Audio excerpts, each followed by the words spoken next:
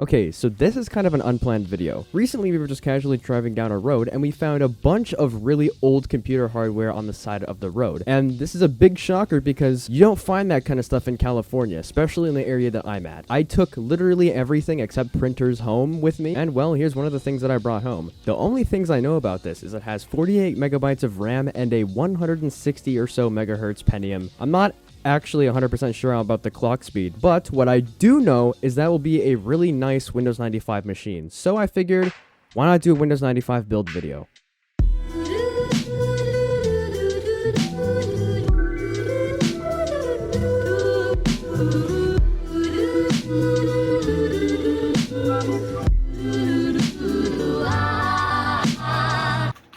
This is fucking stupid. So, what do I want? Why am I building a Windows 95 system? Well, about 7 months ago now, I actually built a Windows 98 gaming PC. Oh my god, it's been that long already? Where did the time go? Anyway, I've been feeling that there's such a generational gap between, well, nothing, I guess, to just Windows 98 gaming PC. I really wanted a PC that could run all of the early Windows games and a lot of MS-DOS titles as well. But if we're being honest, I don't have that many early Windows games that I'd be wanting to play on that system. I'd probably be mainly playing MS-DOS titles anyway. Plus, I wanted a system that was in that sweet spot of around 100 to 160 megahertz in CPU clock speed. But anyway, I think it's time to get to the disassembly of the system.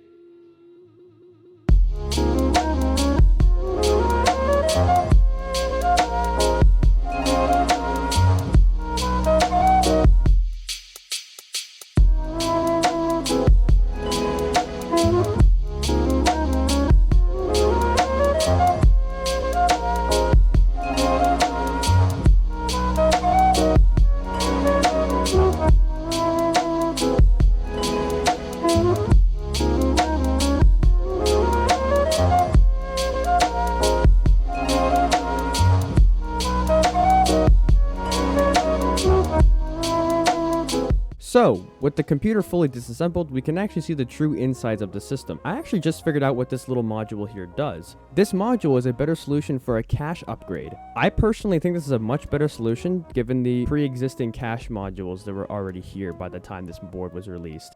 Taking off the CPU, I saw one big issue. The CPU cooler was actually straight up glued to the actual CPU itself. And it was a lot of glue too, so much in fact that it actually made its way to the actual CPU socket. Thankfully I was still able to get the CPU out of the socket, but I don't know, that looks really sketchy to me. Taking apart the computer, we can also see the graphics card we have. This is a Diamond Multimedia Stealth 3D 2000 with a built-in ViRGE S3 on board. Honestly, it's a great little card. I was thinking about building something with a ViRGE S3 on it, but I've never been able to get my hands on a card with a ViRGE S3 chip on it until now. Also wanted to bring attention to the sound card that was in the system. It's just this little built-in Vibra 16S, and honestly, I don't really know what kind of MIDI support it'll have, or if it's like good MIDI or anything like that. I guess we'll just have to see once we actually install an operating system on this thing. Maybe in a future video I can actually put a good sound device in this computer. But now, it's time to clean and reassemble the system.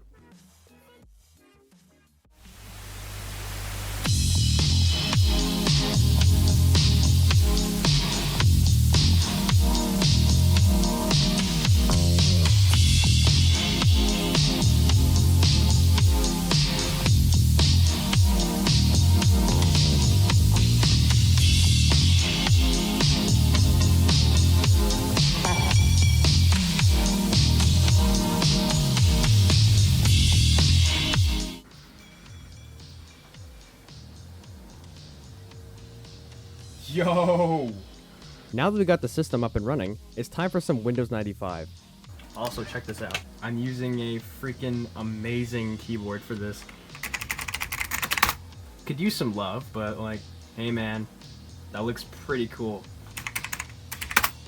So, I was able to get into Fdisk and create a new partition, but as soon as I loaded into the Windows 95 setup, there was an issue. The serial ports were not being detected by the Windows setup. That means that the mouse did not work. Nothing. Guess we're using the keyboard for this one. Now all that's left to do is put in the product key, put in some user information, and then let Windows 95 install itself.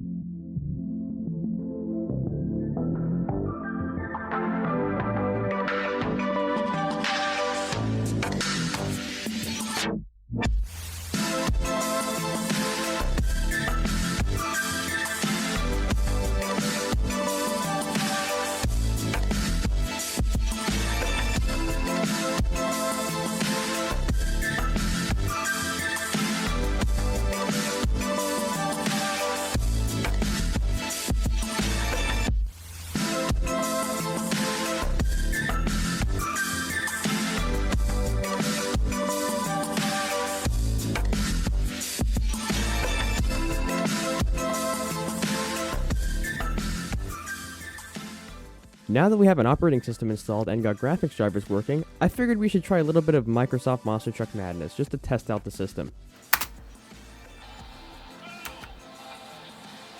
Damn, it's pretty laggy. Oh shit. Alright, you know what? Maybe I do need a, like, a graphics driver or something. Because, yeah, it's pretty laggy. Graphics. Okay, so right now we're running at 320 by 400 Pentium 100. Okay. Use hardware acceleration. Can I do that? Alright, your 3D adapter does not support these required 3D features. Okay. So that means I'm probably going to have to get a driver for this? Yeah, so I never had to deal with a 3D accelerator before. Windows already had the drivers for the ViRGE S3. I just needed to get the drivers for the actual 3D accelerator, but I didn't know that. I thought it actually had the drivers for both the ViRGE S3 and the 3D accelerator. So now that I have the drivers, now we can try this again. Uh-oh. Texture load failed. Okay, so now 640 by 480, Pentium 166, the option here is available. Let's not use hardware acceleration, let's just try this. Okay, it works. We're getting about the same FPS as we did before. So yeah, every single time I run the game in hardware acceleration mode, the game just crashes with this texture load failure. And as far as I can tell, it happens on every single map or mode that I try. It is currently 3:30 in the morning.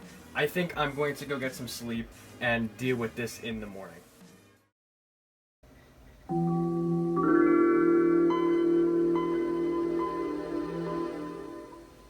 So it was the next morning, and I've had some time to sit on the issue, and I think I know what it is. And by time, I mean literally 10 seconds. So I kind of thought that it might have something to do with I installed the game and DirectX before I actually installed the driver for the 3D accelerator. So how about we just uninstall DirectX and uninstall the game, reinstall DirectX, reinstall the game, and see if that works. So I reinstalled the game, but I noticed one interesting thing.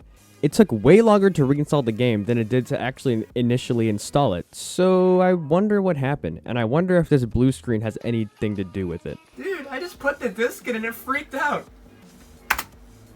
Actually, it most definitely does. So, I tried putting the game into hardware acceleration mode, but I went back to having the first issue that I was having. Now it won't even let me turn on hardware acceleration at all. And when I check the drivers, it seems that it's completely wiped the actual 3D accelerator driver.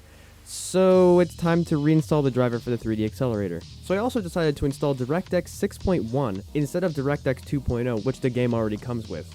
With DirectX 6 installed, I was actually able to get the game running at 640 by 480 with some pretty acceptable frame rates. And also, I had to disable hardware acceleration, because every time I did, I would have exactly the same issue over again.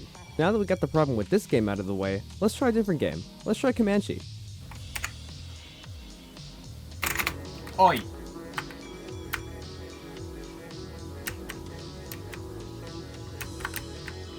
Yeah, well, I mean, hey, that's Comanche. Hi, it's a week later. I've been really enjoying playing games on this thing. I don't necessarily have a lot of games I could run on this thing, but hey, the games I do run on this are games that I like a lot. And honestly, this computer runs pretty much anything I want to run at acceptable frame rate. I couldn't be happier. I do want to keep building old computers until I have most of the generations that I'm interested in. So if you like this type of content, definitely stay tuned.